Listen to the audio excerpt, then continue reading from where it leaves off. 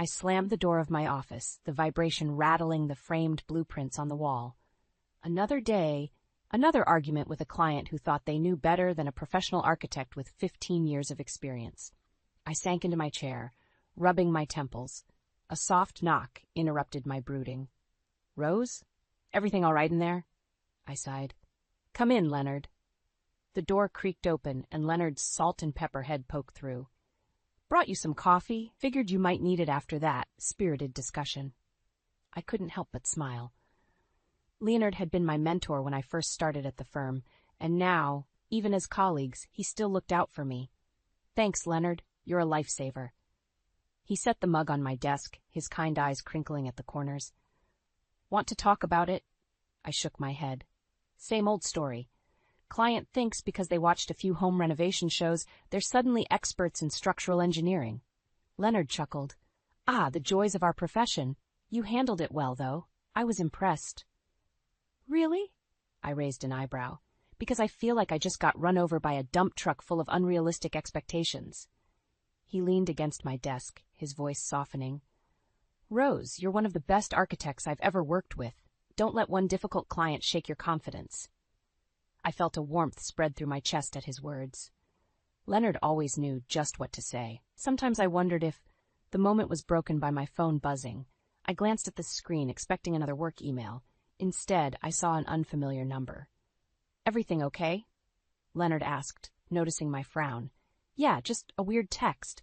I showed him the message. "The truth about your parents will shock you. Meet me at Riverside Park, 7 p.m. tonight if you want answers." Leonard's brow furrowed.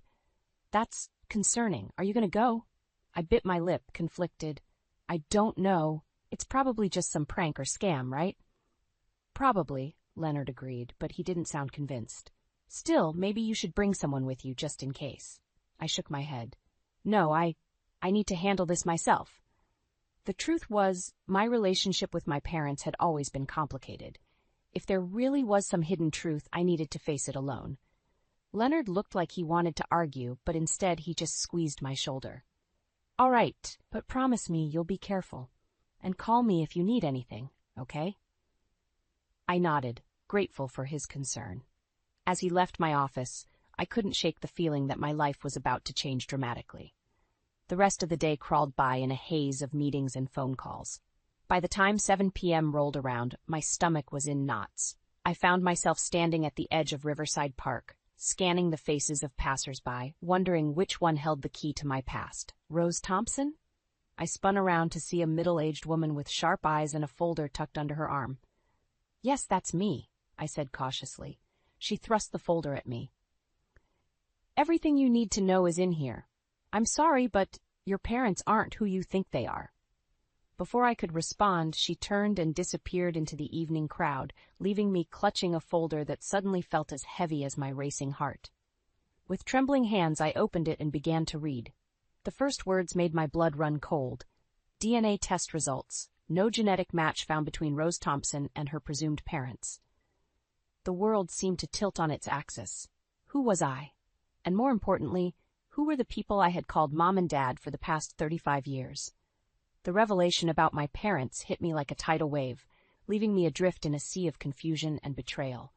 For days, I wandered through life in a daze, barely able to focus on work. Leonard kept shooting me concerned glances, but I couldn't bring myself to share the truth. How could I, when I barely understood it myself? It was in this fragile state that my friend Megan dragged me to a charity event for urban development. "You need to get out, Rose," she insisted. "Meet some new people, maybe even a handsome stranger." I rolled my eyes but allowed her to pull me along. As we entered the crowded ballroom, I felt overwhelmed by the sea of unfamiliar faces. That's when I quite literally bumped into him. "Oh, I'm so sorry," I exclaimed, mortified as I watched my champagne splash onto his crisp white shirt. He laughed, a warm, rich sound that made me look up. "No worries. I was looking for an excuse to ditch this monkey suit anyway." His easy smile and twinkling blue eyes caught me off guard. "I'm Jake," he said, extending his hand. "Urban planner and occasional champagne magnate." Despite myself, I felt a smile tugging at my lips. Rose, architect and accidental drink thrower. We fell into easy conversation, discussing our shared passion for sustainable city design. For the first time in days, I felt the weight on my chest lighten. "So, Rose," Jake said, leaning in conspiratorially, "what do you say we ditch this stuffy party and grab a real drink? I know a great little place around the corner."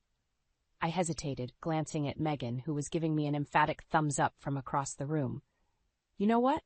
Why not? The next few weeks passed in a whirlwind. Jake and I saw each other almost every day, our connection deepening with each shared laugh and passionate debate about urban planning. He was kind, intelligent, and seemed to genuinely care about me. One Sunday afternoon, Jake invited me to a family barbecue. "I want you to meet them," he said, a hint of nervousness in his voice. "They're going to love you." As we pulled up to a charming suburban home, I felt a knot of anxiety in my stomach.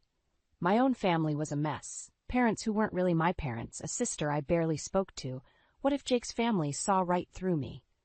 But the moment we stepped through the door, I was enveloped in warmth. Jake's mother, Linda, pulled me into a tight hug. "Oh, Rose, we've heard so much about you. Welcome, sweetheart."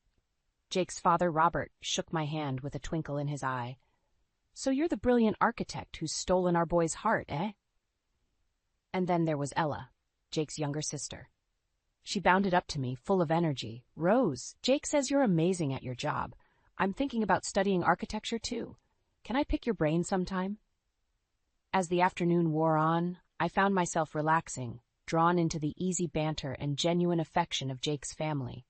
It was everything I'd always longed for, but never had. Later, as Jake and I sat on the porch swing, watching the sunset, he turned to me with a serious expression. "Rose, I know we haven't known each other long, but I think you might be the one. I've never felt this way about anyone before." My heart raced. Part of me wanted to throw caution to the wind and dive headfirst into this fairy tale, but the other part, the part still reeling from the revelation about my parents, held back. "Jake, I hesitated, torn between my growing feelings and my fear of being hurt again. "There's something I need to tell you. About my family." He squeezed my hand. "Whatever it is, we'll face it together. You're part of our family now, Rose." As I looked into his earnest eyes, I felt a mix of hope and trepidation. Could I really trust this perfect picture, or was I setting myself up for another heartbreak? The weeks flew by in a whirlwind of happiness. Jake and I grew closer, and I found myself spending more time with his family, especially Ella. One sunny afternoon, we sat in her room, surrounded by college brochures and architecture magazines. "Rose, I can't thank you enough for helping me with this," Ella said, her eyes shining with excitement. "I never thought I'd actually have a shot at getting into a top architecture program." I smiled, feeling a warmth spread through my chest. "You've got real talent, Ella, and determination. That's half the battle right there." She bit her lip, hesitating. "Can I ask you something personal?" I nodded, curious. "Jake mentioned you don't talk to your family much. I hope you don't mind me asking, but why?" The question caught me off guard. I hadn't told Jake's family about the DNA test results yet. "It's complicated," I said softly. "I recently found out some unsettling information about my parents. I'm still processing it." Ella's eyes widened. "Oh, Rose, I'm so sorry, but you know you have us now, right? You're like the big sister I never had." Her words touched me deeply, and I felt tears prick at my eyes. "Thank you, Ella. That means more than you know." As I left Ella's room, I nearly collided with Jake in the hallway. His face lit up when he saw me, and before I could say a word, he dropped to one knee. My heart stopped. "Rose," he said, his voice trembling slightly. "I know this might seem fast, but when you know, you know. You've brought so much joy and love into my life. Will you marry me?" The world seemed to spin around me. Part of me wanted to scream yes immediately, but the other part, the part still reeling from the revelation about my parents, hesitated. "Jake, I don't know what to say," I stammered. His face fell slightly, but he rallied. "You don't have to answer right now. Just think about it, okay?" I nodded, my mind whirling. The next day at work, I was still in a daze when Leonard knocked on my office door. "Rose, you okay? You seem distracted." I looked up at him, suddenly realizing I needed to talk to someone. "Jake proposed?" I blurted out. Leonard's face went through a series of rapid emotions before settling on a forced smile. "That's wonderful, isn't it?" I sighed. "I don't know, Leonard. It's all happening so fast, and with everything going on with my family." He sat down across from me, his eyes filled with concern. "Rose, you know you can always talk to me, right? About anything." Before I could respond, a commotion erupted outside my office. The door burst open and Jake strode in, followed by a crowd of our coworkers. "Surprise!" they all shouted. I stared in shock as Jake grinned and held up a banner that read, "Congratulations on your engagement." "I know you haven't officially said yes yet," Jake said, his eyes twinkling. But I figured a little encouragement couldn't hurt. As our colleagues swarmed around us offering congratulations, I felt overwhelmed. Jake slipped a ring onto my finger, and I stared at it, feeling a mix of elation and panic. I caught Leonard's eye across the room. He looked stricken, and in that moment I realized there was more to his feelings for me than just friendship. Jake's arm around me tightened, and he whispered in my ear, "I can't wait to start our life together, Rose, you, me, and my family. It's going to be perfect." As the impromptu party swirled around me, I felt like I was standing on the edge of a cliff. On one side was the promise of the family I'd always dreamed of. On the other, a nagging doubt that wouldn't let go. What had I gotten myself into? And more importantly, how was I going to get out if I needed to? The whirlwind of wedding preparations swept me off my feet. Between dress fittings, venue tours, and endless decisions about flowers and centerpieces, I barely had time to breathe, let alone think about the nagging doubts in the back of my mind. One evening, as Jake and I collapsed onto the couch after another marathon planning session, he dropped a bombshell. "Honey, I've been thinking," he said, his voice casual. "What if we moved in with my parents after the wedding?" I sat up straight, my heart racing. "What? Why would we do that?" Jake shrugged. "It makes sense financially. We could save for a down payment on our own place faster. Plus, Mom and Dad would love having us around." I tried to keep the panic out of my voice. "But Jake, we're starting our life together. Don't you want some privacy?" He took my hand, his eyes earnest. "Rose, my family is everything to me. I thought you understood that. Don't you want to be part of it?" Guilt washed over me. Jake's family had been so welcoming, so loving. How could I deny them? And yet, the thought of giving up my independence made me feel physically ill. I need to think about it," I stammered. Jake's face fell. "What's there to think about? Don't you trust me?" Before I could answer, my phone buzzed. It was a text from Leonard. "Hope wedding plans are going well. Miss seeing you around the office. Coffee soon?" I quickly put the phone away, feeling a pang of something. Regret? Longing? I pushed the thought aside. The next day I found myself at Jake's parents' house, ostensibly to discuss wedding details with his mother, Linda. As we sat in the kitchen, surrounded by bridal magazines, she broached the subject. "Jake told us about his idea," she said, her eyes twinkling. "Oh, Rose, we'd be so thrilled to have you here. You're already like a daughter to us." I forced a smile. "It's a big decision, Linda. I'm not sure." She waved her hand dismissively. "Nonsense. Family takes care of family. You'll see. It'll be wonderful." Just then, Ella burst into the kitchen, her face alight with excitement. "Rose, I got in. The architecture program at State U." I jumped up, genuinely thrilled for her. "Ella, that's amazing. I'm so proud of you." As we hugged, I caught Linda's eye. Her smile seemed calculating. "You see, Rose, you've already had such an impact on our Ella. Imagine how much more you could do living here." I felt trapped, cornered by their expectations, my conflicting desires. That night, as I tossed and turned in bed, I couldn't shake the feeling that I was losing control of my own life. The next morning, I arrived at work early, desperate for some peace. To my surprise, Leonard was already there, concern etched on his face. "Rose," he said softly, "what's going on? You've seemed off lately." Something in his gentle tone broke through my defenses. Before I knew it, I was spilling everything. The DNA test, Jake's proposal, the pressure to move in with his family. Leonard listened without judgment, his eyes never leaving mine. When I finished, he took a deep breath. "Rose, I can't tell you what to do, but I can tell you this. You deserve to be happy. Really, truly happy, not just going along with what others want for you." His words hit me like a thunderbolt. I realized I'd been so caught up in trying to please everyone else, I'd lost sight of what I truly wanted. "I need to talk to Jake," I said, standing up abruptly. "I need to be honest with him and with myself." As I headed for the door, Leonard called out, "Rose, whatever happens, I'm here for you." I nodded, my heart pounding. It was time to take control of my own story. I stood outside Jake's parents' house, my heart pounding. After my conversation with Leonard, I knew I had to confront Jake about my doubts. But as I reached for the doorbell, I heard raised voices from inside. Curiosity got the better of me, and I crept around to the open kitchen window. "Can't believe how perfectly this is working out," Linda's voice drifted out. "Once Rose moves in, we'll have access to her entire salary." I froze, unable to believe what I was hearing. Jake's voice responded, sounding uncertain. "Mom, I'm not sure about this. Rose trusts us. It feels wrong to." "Don't be naive, Jake," Robert cut in. "This is our chance to finally get out of debt. Your little architect girlfriend is our ticket to financial freedom." My world tilted on its axis. The family I thought had welcomed me with open arms had been plotting to use me all along.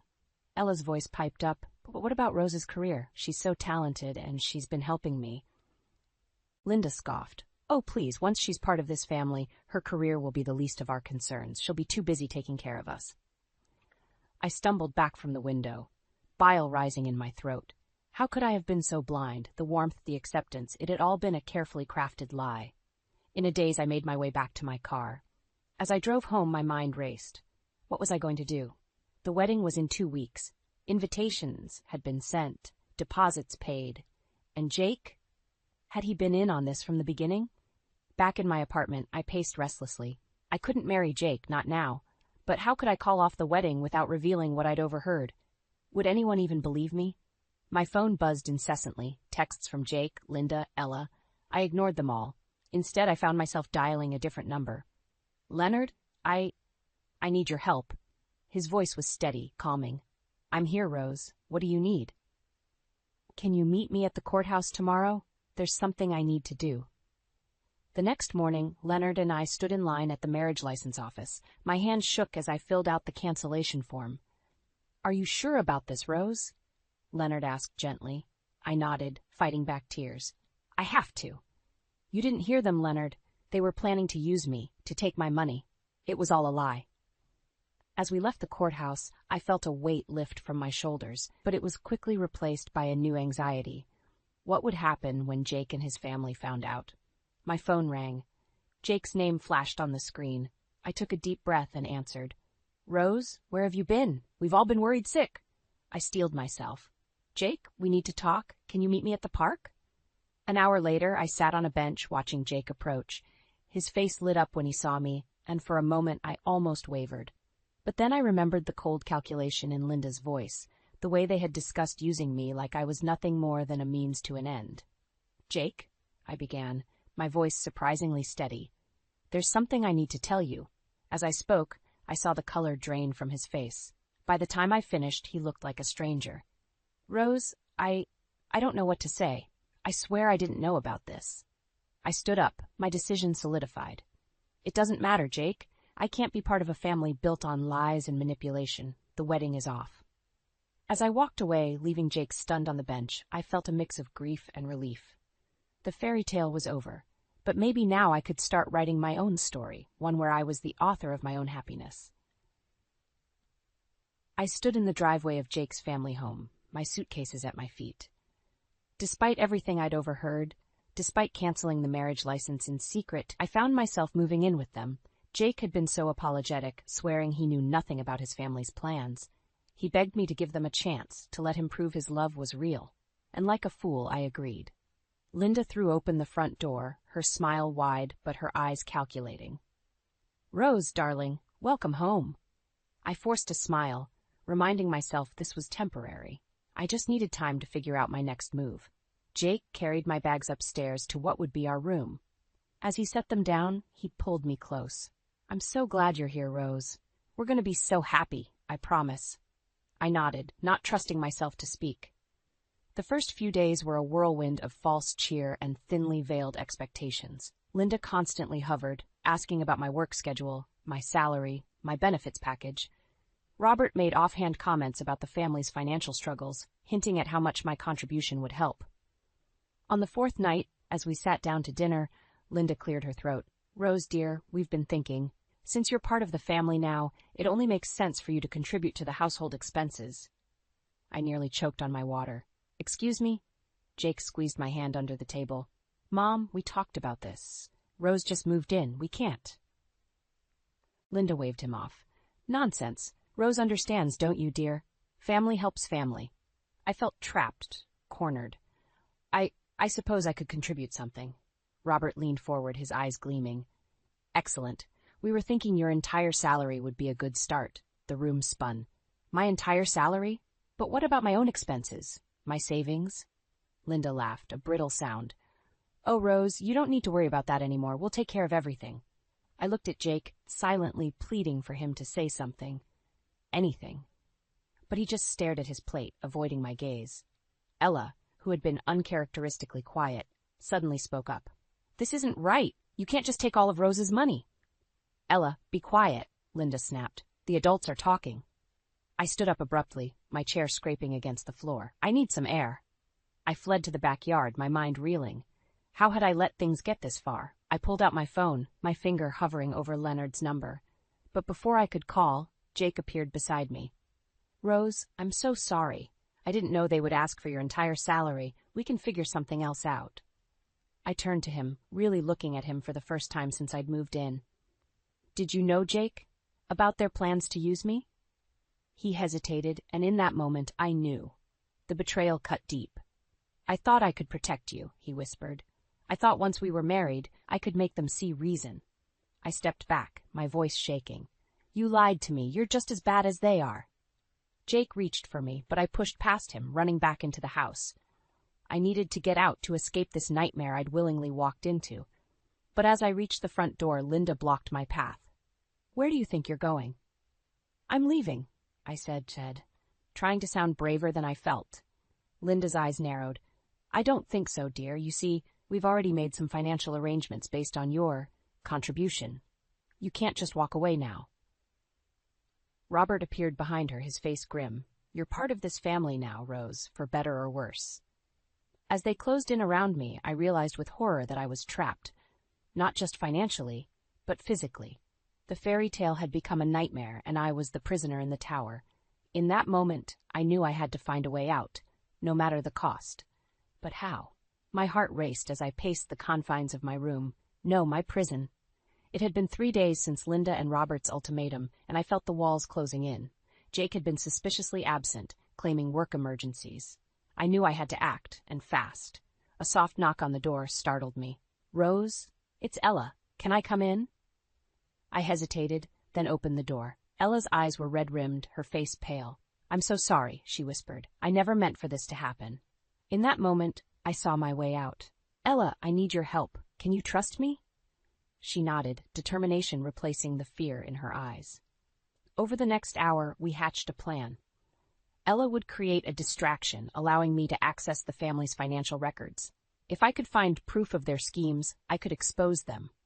That night, as the family gathered for dinner, Ella knocked over a vase, shattering it across the floor. As Linda and Robert rushed to clean up, I slipped into Robert's study. My hands shook as I rifled through drawers and files. Finally, I found what I was looking for: bank statements, loan documents, all pointing to a web of financial deceit. They weren't just planning to use my money, they were drowning in debt and saw me as their lifeline. I quickly snapped photos with my phone, my heart pounding so loud I was sure they could hear it downstairs. Just as I finished, the door creaked open. Jake stood there, his face a mask of betrayal. Rose, what are you doing? I straightened up, clutching my phone.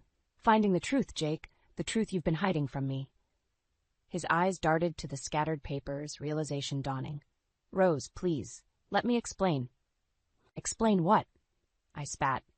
How you and your family plan to use me, to steal my money, my future? Jake reached for me, but I backed away.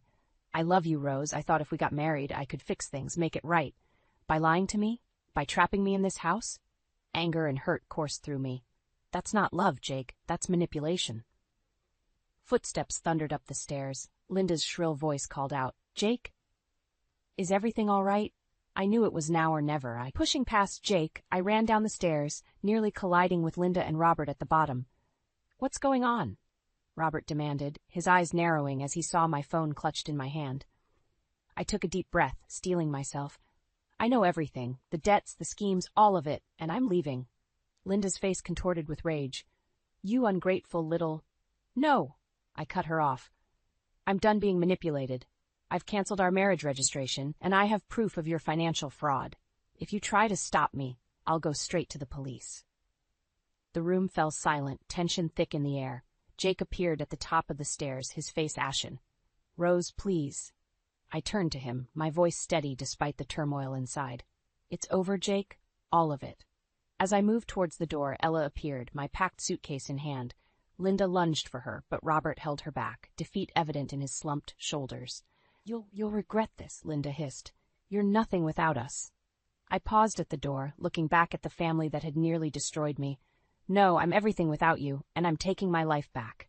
With that, I stepped out into the cool night air, Ella right behind me.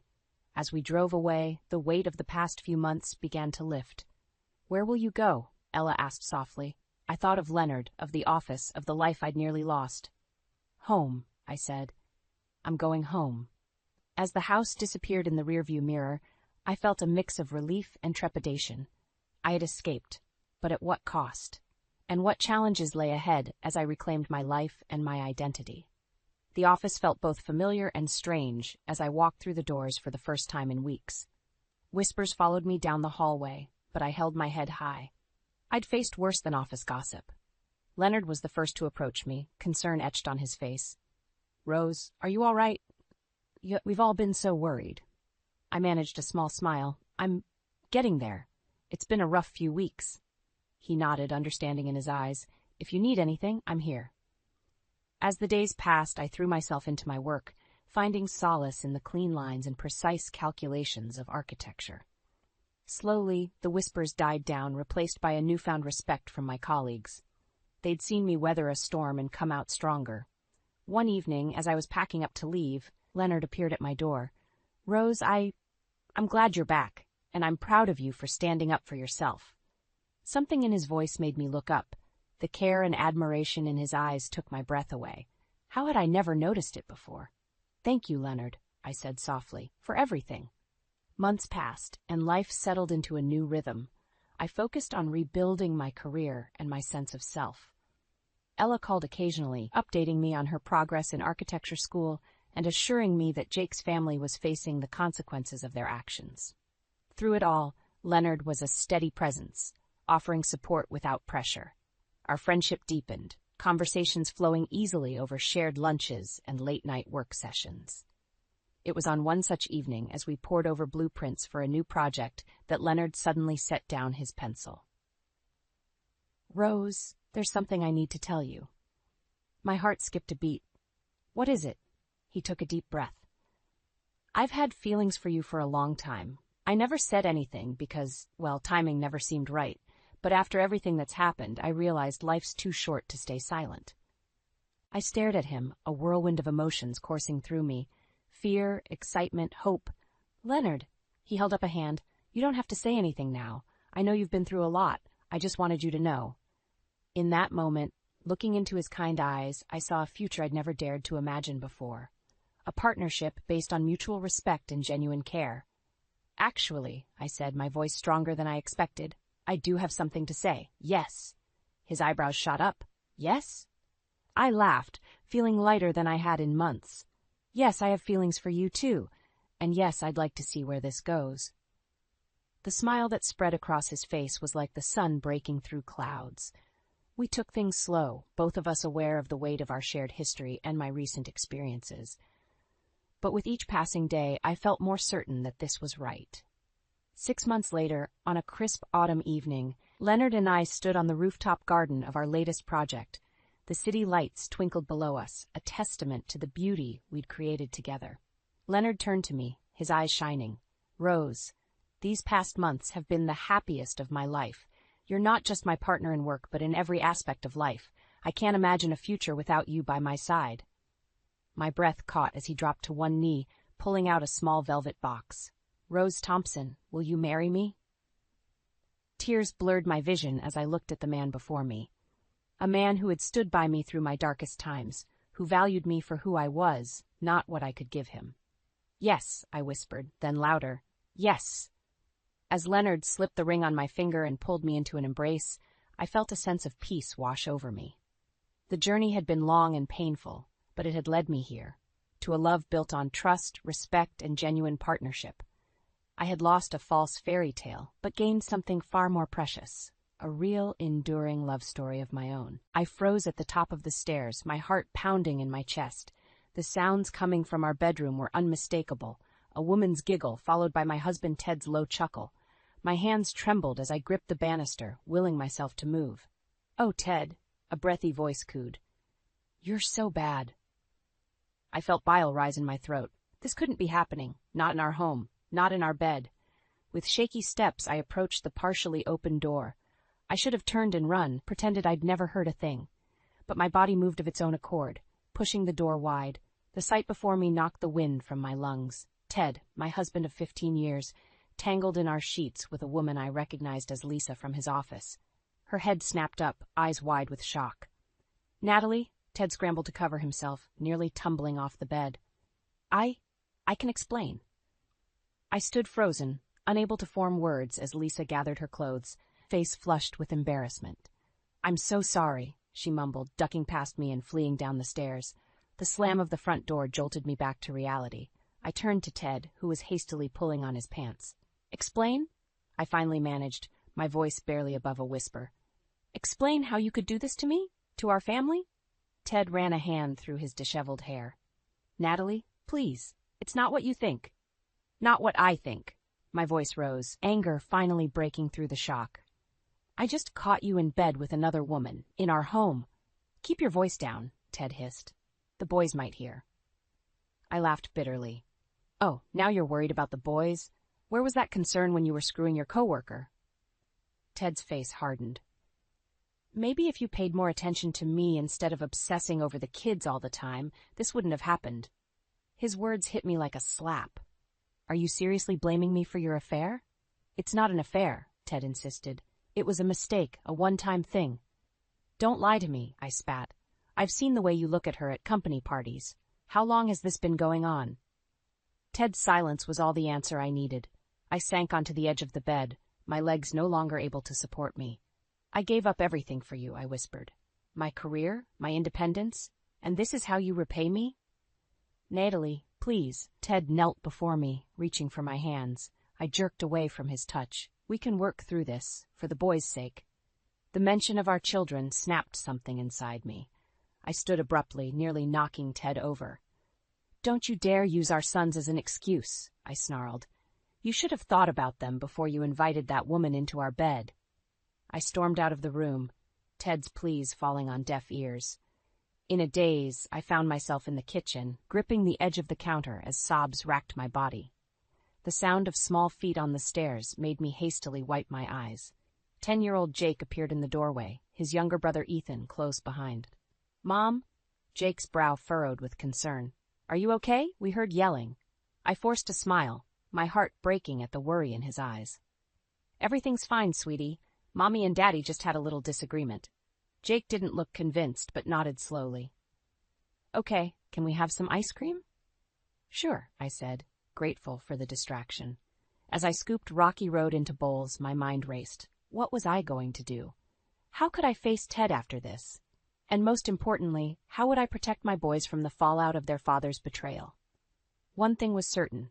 Nothing would ever be the same again.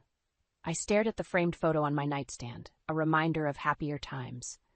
Ted and I on our wedding day, faces beaming with hope and love. How quickly things had changed. The bedroom door creaked open, and Ted's reflection appeared in the mirror. "Natalie, we need to talk," I turned, steeling myself. "About what? How you destroyed our marriage." Ted sighed, running a hand through his hair. "I know I messed up, but we can fix this. Remember how good we used to be together?" His words transported me back to our early days. I'd been a rising star at my marketing firm, burning the midnight oil to climb the corporate ladder. Then I met Ted. "You swept me off my feet," I said softly. "Made me believe in fairy tales." Ted's eyes lit up. "We can have that again. I'll do whatever it takes." I shook my head, the spell broken. "No, Ted, you don't get it. This isn't just about the affair. It's about everything that led to it." "What do you mean?" "Remember when you convinced me to quit my job?" I asked, anger rising. "You promised to take care of me, said we'd be partners, but that's not what happened, is it?" Ted's face darkened. I provide for this family. What more do you want? A husband who respects me, I shot back. Who doesn't treat me like a glorified maiden nanny? That's not fair, Ted protested. I work hard to give you and the boys everything. Everything except your time and attention, I countered. When was the last time we had a real conversation that wasn't about bills or the kids' schedules? Ted fell silent, unable to meet my gaze. I gave up my career for you, I continued, years of resentment pouring out. And what did I get in return? A husband who's never home, who belittles my contributions, who seeks comfort in another woman's arms. I said I was sorry about Lisa, Ted mumbled. Sorry isn't enough, I exploded. Do you have any idea how it feels to discover your husband's betrayal in your own home? To realize that the life you've built is a lie? Ted's jaw clenched. You're not innocent in this, Natalie. You've been distant for years, always focused on the kids, never making time for us. His words hit like a punch to the gut. Are you seriously blaming me for your affair? I'm saying we're both responsible for the state of our marriage, Ted replied, his voice rising. But you're acting like I'm the only one at fault here. I laughed bitterly. Oh, I'm sorry. I didn't realize neglecting you justified sleeping with your coworker. That's not what I meant, and you know it, Ted growled. I'm trying to have an honest conversation here, but you're twisting everything I say. Honest? I scoffed. That's rich coming from you. How long would you have continued lying to me if I hadn't caught you? Ted's silence spoke volumes. That's what I thought, I said, turning away. I think you should sleep in the guest room tonight. Natalie, please, Ted pleaded. We can work through this, for the boys' sake, if nothing else. I whirled back to face him, fury blazing in my chest. Don't you dare use our children as an excuse. You should have thought about them before you invited that woman into our bed. Ted's face crumpled. I made a mistake. A terrible mistake. But I love you, Natalie. I love our family. Please give me another chance. For a moment, I wavered. The pain in his eyes was genuine, and part of me longed to believe him. But then I remembered the sounds of his laughter with Lisa, the casual way he'd blamed me for his infidelity. I need time, I said finally. Time to think, to figure out what I want. Can you give me that? Ted nodded slowly. Whatever you need. I'll be here when you're ready to talk. As he left the room, I sank onto the bed, my mind reeling. Could we salvage our marriage? Did I even want to try? One thing was certain, I couldn't continue living in this limbo. Something had to change, and soon. I sat at the kitchen table, staring at the divorce papers in front of me. The weight of my decision pressed down on my chest, making it hard to breathe. A week had passed since I'd caught Ted with Lisa, and the wound still felt raw. The sound of the front door opening jolted me from my thoughts. Ted walked in, his eyes immediately landing on the papers. "What's this?" he asked, his voice tight. I took a deep breath. "I think you know, Ted. I can't do this anymore." His face contorted with anger. "You're seriously considering divorce? After everything we've been through?" "Everything we've been through?" I echoed, incredulous. "You mean your affair?" Ted slammed his hand on the table, making me flinch.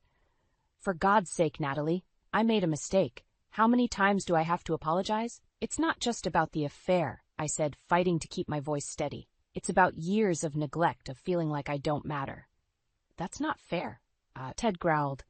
"I've provided for this family, given you everything you could want. Except respect," I shot back. "Except partnership." Ted's eyes narrowed. "Is that what this is about? You feeling unappreciated? Maybe if you'd put as much effort into our marriage as you did into being a martyr, we wouldn't be in this mess." His words hit me like a physical blow. I stood up, hands shaking. "Get out."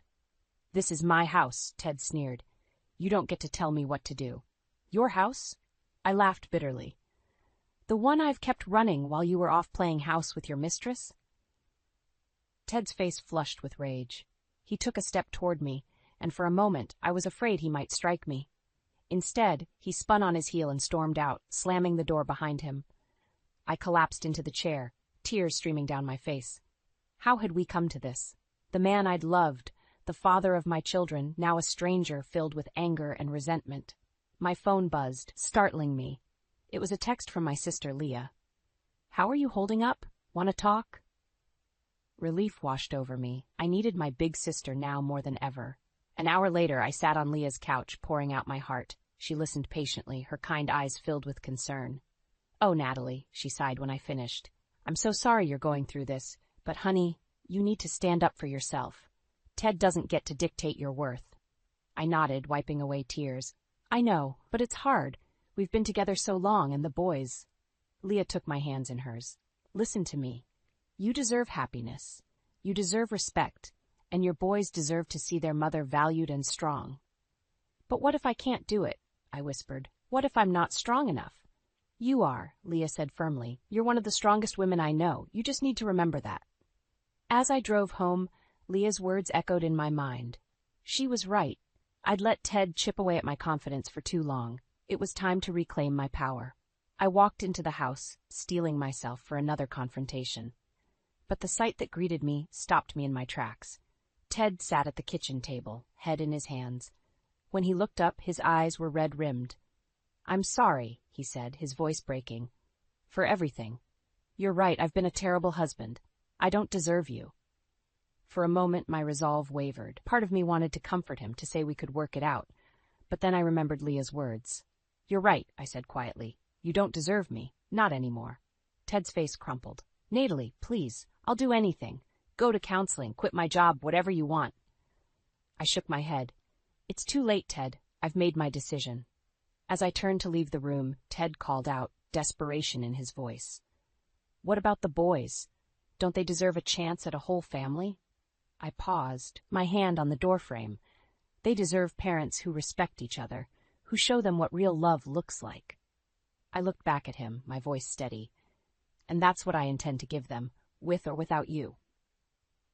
With those words, I walked away, leaving Ted and the remnants of our broken marriage behind.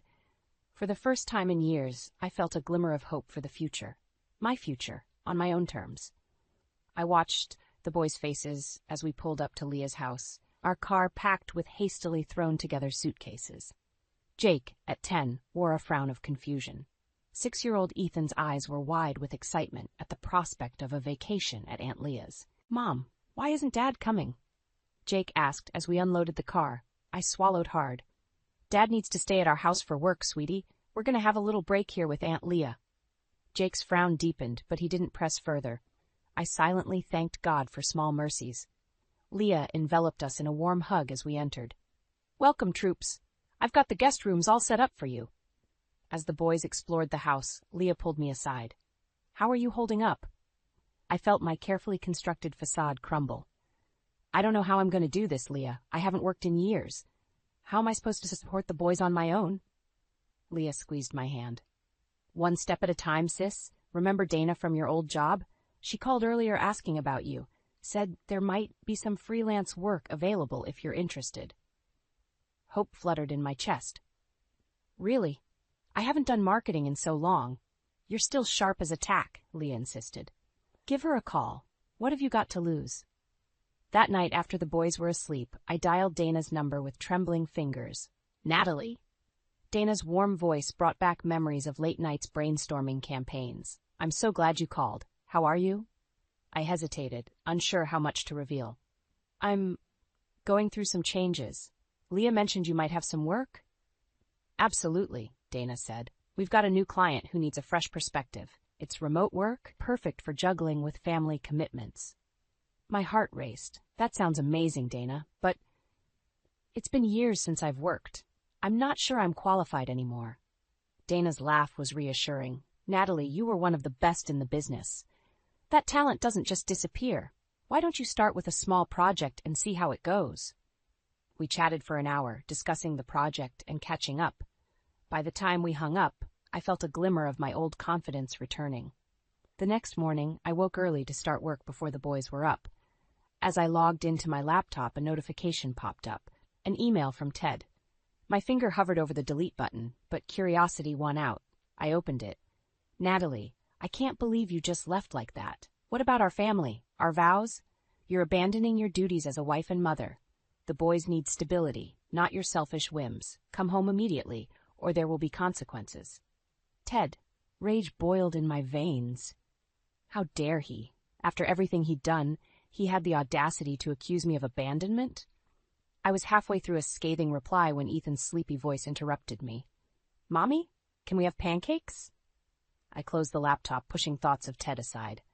Of course, sweetie. Let's wake up Jake and Aunt Leah and make it a pancake party. As we gathered in Leah's sunny kitchen, the boys giggling as they mixed batter and made a mess, I felt a weight lift from my shoulders. This was what mattered, not Ted's accusations or my fears about the future. Later that afternoon, my phone buzzed with a text from Ted. Where are you? We need to talk. Now. I stared at the screen, my thumb hovering over the reply button. Part of me wanted to lash out, to hurt him as he'd hurt me. But as I watched the boys playing in Leah's backyard, I knew I had to be the bigger person. I typed out a simple response. We're safe. I'll have my lawyer contact you about arrangements for the boys. As I hit send, a sense of calm washed over me. For the first time in years, I was taking control of my life. It wouldn't be easy, but with Leah's support and this new opportunity with Dana, I finally felt hope for the future. I closed my eyes, took a deep breath, and made a silent promise to myself and my sons. We would not just survive this, we would thrive. I was in the middle of a conference call with Dana and our new client when the doorbell rang. Leah answered it, and moments later I heard raised voices from the foyer. Where is she? Ted's angry voice carried through the house. My heart raced. I quickly muted my microphone and whispered to Dana, Family emergency. I'll call you back. Stepping into the hallway, I saw Ted towering over Leah, his face red with anger. Ted, I said, my voice steadier than I felt. What are you doing here? He whirled to face me. What am I doing here? What are you doing here, Natalie? You can't just take the boys and disappear. I told you we were safe, I replied, fighting to keep my voice calm. I needed time to think. Ted scoffed. Think about what? How to destroy our family. Leah stepped between us. I think you should leave, Ted. This isn't the time or place for this conversation. Stay out of this, Leah, Ted snapped. This is between me and my wife. Don't talk to her like that, I said, anger rising in my chest. Leah's been more supportive than you've been in years. Ted's eyes narrowed. Oh, so that's what this is about? You feeling unsupported? I work my ass off to provide for this family, and this is the thanks I get. Provide? I laughed bitterly. You mean control. You've spent years making me dependent on you, isolating me from my career, my friends. I gave you everything, Ted shouted. A beautiful home, vacations, the best schools for the boys, and you throw it all away for what? Some misguided notion of independence? The boys appeared at the top of the stairs, wide-eyed and frightened. Seeing them, I made a decision. Boys, go to your room, I said firmly. Mom and Dad need to talk. Once they were out of earshot, I turned back to Ted. This isn't working. I want a divorce. The words hung in the air between us. Ted's face paled. You can't be serious. I've never been more serious, I replied. I've already spoken to a lawyer. A lawyer? Ted's voice rose again. So you've been planning this all along? While I've been trying to save our marriage? I shook my head. Save our marriage? By blaming me for your affair? By trying to control my every move? I made a mistake with Lisa, Ted said, his tone softening. But I love you, Natalie. We can work this out. For a moment, I wavered. Then I remembered the years of neglect, the constant belittling, the way he'd made me doubt myself. No, Ted, I said quietly. We can't. It's too late. Ted's face hardened. Fine. If that's how you want to play it, I'll see you in court. Don't expect to take me for everything I'm worth. This isn't about money, I replied. It's about respect, something you clearly don't understand. As Ted stormed out, slamming the door behind him, I felt a weight lift from my shoulders. Leah wrapped me in a hug. I'm proud of you, sis, she whispered. Upstairs, I found the boys huddled together on Jake's bed. Is Dad gone? Ethan asked, his voice small. I sat down, pulling them both close. Yes, sweetie, Dad's gone home. Are we going back? Jake asked. I took a deep breath. No, honey, we're going to stay here with Aunt Leah for a while. Dad and we need some time apart. Are you getting divorced? Jake's eyes filled with tears. My heart broke, but I knew I had to be honest. Yes, sweetheart, but I want you both to know that this doesn't change how much we love you. You're the most important things in our lives. As I held my boys, comforting them through their tears, I felt a surge of determination. I would build a new life for us, one filled with love, respect, and independence. It wouldn't be easy, but looking at Jake and Ethan, I knew it would be worth it. Later that night, as I lay in bed, my phone buzzed with a text from Ted. This isn't over. I'll fight you every step of the way. I stared at the screen, a mix of fear and resolve washing over me. Then I typed out a response. Bring it on. I'm done being your doormat. As I hit send, I knew there was no turning back. The battle for my freedom and my children's future had begun. 6 months had passed since I'd left Ted, and life had taken on a new rhythm. I'd thrown myself into work, quickly becoming one of Dana's most valuable freelancers. The boys were settling into their new school, making friends and slowly healing from the upheaval of our family. I was in the middle of a crucial client presentation when my phone buzzed insistently. Ignoring it, I focused on my pitch. As soon as I ended the call, I saw a flurry of missed calls and texts from Leah. Natalie, call me ASAP. It's about Ted. My heart raced as I dialed her number. Leah, what's wrong? Ted's here, she said, her voice tight. He's demanding to see the boys, says he has court papers. I felt the ground shift beneath me. What? No, that's impossible. We have a custody agreement. He's saying you violated it by moving without his consent. Natalie, he's threatening to take the boys. Panic clawed at my throat. I'm on my way. Don't let him near them. I sped to Leah's house, my mind whirling.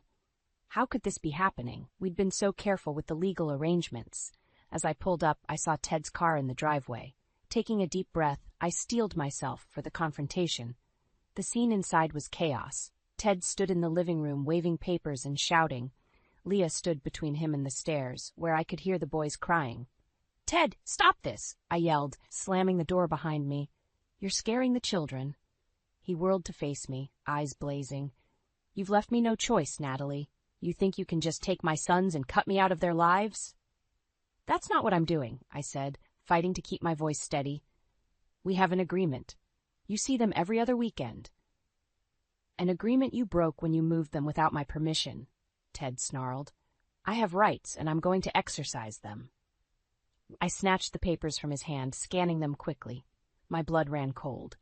He was right. There was a clause about relocating without mutual consent. This is low, even for you, I hissed, using the boys as pawns in your game. Ted's face softened slightly. I don't want to do this, Natalie. Come home. We can work this out. For a moment, I wavered. The thought of losing my children was unbearable. But then I remembered why I'd left. The years of emotional abuse, the affair, the way he'd slowly chipped away at my self-worth. No, I said firmly. We're not coming back. This is our home now. Ted's expression hardened. Fine, then I'll see you in court. I'll fight for full custody if I have to. As he stormed out, I collapsed onto the couch, my body shaking. Leah sat beside me, wrapping an arm around my shoulders. What am I going to do? I whispered. I can't lose them, Leah. We'll figure it out, she said. I'll call my lawyer friend. We'll fight this.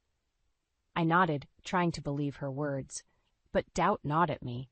How could I compete with Ted's resources? His connections? The sound of small feet on the stairs made me look up.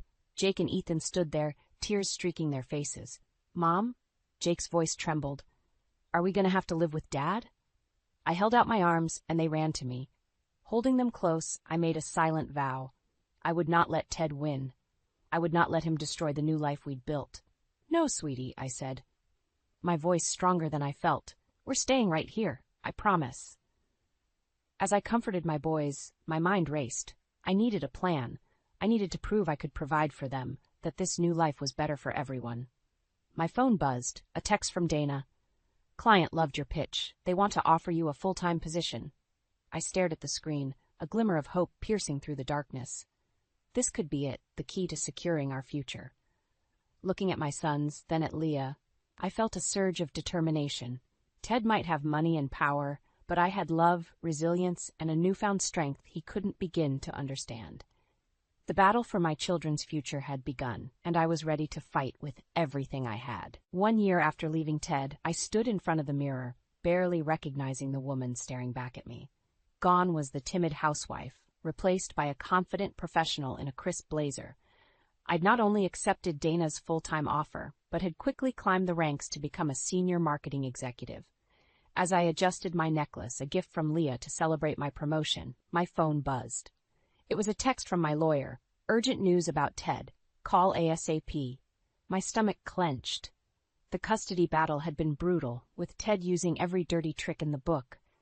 But we'd been holding our ground thanks to my new job and the stability we'd built. "What's happened?" I asked as soon as my lawyer picked up. "Ted's filed for emergency custody," she said, her voice grim. "He's claiming you're an unfit mother due to your work schedule." The room spun. "What? That's ridiculous. I've been over backwards to balance work and the boys." "I know, Natalie, but he's presenting a compelling case. We need to meet immediately to strategize." As I hung up, Leah appeared in the doorway, concern etched on her face. "What's wrong?" I filled her in, my voice shaking. "How can he do this? After everything he's put us through?" Leah's eyes flashed with anger. "That bastard. He can't stand seeing you succeed without him." Just then, Jake and Ethan burst into the room, backpacks on and ready for school. Their smiles faded as they saw my face. "Mom?" Jake asked. "Are you okay?" I forced a smile. "Everything's fine, sweetie. Just some work stress." As I hugged them goodbye, my heart ached. How could I tell them their father was trying to take them away? The day passed in a blur of meetings and phone calls. By the time I got home, I was exhausted and terrified. Leah was waiting with a glass of wine and a sympathetic ear. "I don't know if I can do this anymore," I confessed, tears streaming down my face. "Maybe I should just give in, go back to Ted." Leah grabbed my shoulders. "Don't you dare. You've come too far to give up now." Just then my phone rang. It was Dana. "Natalie, I hate to do this, but we need you in New York next week for the Johnson pitch. It's make or break for the company." My heart sank. A week away from the boys, right when Ted was pushing for custody. But if I said no, I could lose the job that was keeping us afloat. I'll be there," I said, my voice hollow. As I hung up, Leah looked at me with concern. "You can't go. Not now." "I have to," I replied. "If I lose this job, Ted wins. He'll prove I can't provide for the boys." The next morning, as I prepared to leave for work, Jake appeared in the kitchen, his young face serious. "Mom, are you and Dad fighting again?" I knelt down, meeting his eyes. "Honey, your dad and we're having some disagreements about where you and Ethan should live." Jake's lip trembled. "I don't want to live with Dad. I want to stay here with you and Aunt Leah." I pulled him close, fighting back tears. "I'm doing everything I can to make sure that happens. I promise." As I watched Jake board the school bus, my resolve strengthened. I couldn't let Ted win. Not when the boys' happiness was at stake. That evening, as I packed for New York, my lawyer called again. "Natalie, Ted's lawyer reached out. They're proposing a settlement." My heart raced. "What kind of settlement?" "Full custody to Ted with visitation rights for you." The room spun. "No, absolutely not." "Natalie, given your work commitments and the upcoming trip, it might be worth considering." "No," I interrupted, my voice steel. "I will not give up my children. Tell Ted and his lawyers we'll see them in court." As I hung up, I caught sight of myself in the mirror again. The woman staring back was fierce, determined, and ready for battle. "Bring it on, Ted," I whispered. "I'm not the woman you married anymore, and I'm sure as hell not going down without a fight." I stood outside the courtroom, my heart pounding. Today was the final custody hearing, the culmination of months of legal battles and emotional turmoil. As I smoothed my blazer, Leah squeezed my hand. "You've got this, sis," she whispered. "No matter what happens in there, you've already won by becoming the strong woman you are today." I nodded, drawing strength from her words. As we entered the courtroom, I caught sight of Ted. He looked haggard, his once crisp suit rumpled, and his eyes bloodshot. For a moment, I felt a pang of sympathy, quickly replaced by steely resolve. The judge called the court to order, and Ted's lawyer began his final argument. He painted a picture of me as a career-obsessed mother who had abandoned her family. I clenched my fists, fighting the urge to scream out in protest. When it was my turn to speak, I stood tall, meeting the judge's eyes. "Your Honor, a year ago, I was a different woman. I had lost myself in a marriage that had become toxic and controlling. But leaving Ted wasn't about abandoning my family, it was about saving it." I gestured to the portfolio my lawyer had submitted. "In the past year, I've built a successful career, providing stability and financial security for my children. But more importantly, I've shown them what it means to be strong, to stand up for yourself, and to create a loving home." As I spoke, I saw Ted's face crumple. For the first time, I realized he wasn't just angry, he was broken. The judge listened intently, asking pointed questions about my work schedule and the boys' well-being. When she finally called a recess to consider her decision, I felt drained but hopeful. In the hallway, Ted approached me, his eyes red-rimmed. "Natalie, can we talk?" Leah started to intervene, but I held up a hand. "It's okay, I've got this." Ted and I found a quiet corner. He ran a hand through his disheveled hair. I'm sorry. For everything. I didn't realize how much I was hurting you, hurting our family, until it was too late. I studied his face, seeing the man I'd once loved beneath the anger and bitterness. "Ted, I'm sorry, too. Not for leaving, but for not being strong enough to stand up to you sooner. Maybe if I had, things would have been different." He nodded, tears in his eyes. "I've lost everything, Natalie. The company's on the verge of bankruptcy. Lisa left months ago, but losing the boys, that's killing me." In that moment, I saw our entire history flash before my eyes. The good times and the bad, the love and the pain. And I made a decision. "Ted, I don't want to take the boys away from you. They need their father. But they also need a healthy, stable environment. Can we find a way to co-parent that doesn't involve courts and lawyers?" Hope flickered in his eyes. "You'd be willing to try?" I nodded. "For the boys, and for us, not as a couple, but as parents who want the best for their children." When the judge called us back in, we approached her together. Our lawyers looked confused as we explained our desire to work out a co-parenting agreement outside of court. The judge smiled. "I'm pleased to see you both putting your children's needs first. I'll grant a continuance to allow you to work out the details. But," she added, her gaze stern, "if you can't come to an agreement, I will make a final ruling." As we left the courthouse, I felt a weight lift from my shoulders. Leah was waiting, her face a mix of concern and curiosity. "Are you sure about this?" she asked as I explained what had happened. I nodded, watching Ted walk to his car. "It won't be easy, but it's the right thing to do. For all of us." That evening, as I tucked the boys into bed, Jake looked up at me with serious eyes. "Mom, is Dad coming back?" I sat on the edge of his bed, choosing my words carefully. "No, sweetie, Dad and I aren't getting back together. But we're going to work on being better parents to you and Ethan. You'll still see Dad regularly, and we'll all work on being a family, just in a different way." Jake nodded, seeming to understand. As I kissed him goodnight, I felt a sense of peace wash over me. Later, standing on Leah's porch and looking up at the stars, I reflected on the journey of the past year. I'd lost a husband but found myself. I'd faced my greatest fears and come out stronger. And most importantly, I'd created a new kind of family, one built on love, respect, and resilience. As I breathed in the cool night air, I smiled. The road ahead wouldn't be easy, but for the first time in years, I was excited about the future, my future, our future. And it was bright with possibility.